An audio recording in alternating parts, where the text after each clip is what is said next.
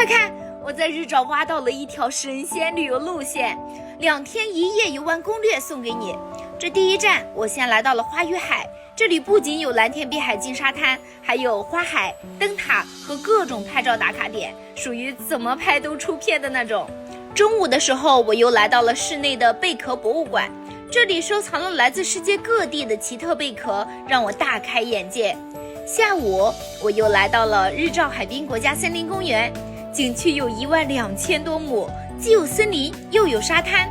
无论是漫步在茂密的水杉林中，奔跑在林荫大道，还是乘坐森林小火车游览，都像是误入童话世界。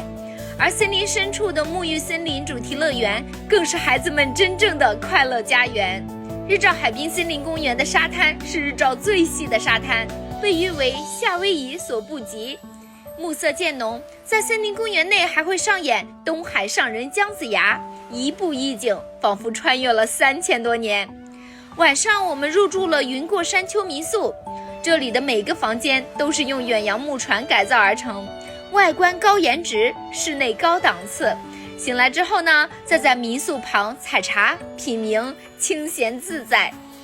退潮的时候，我们去了万宝赶海园，大海的馈赠总能给我们带来惊喜。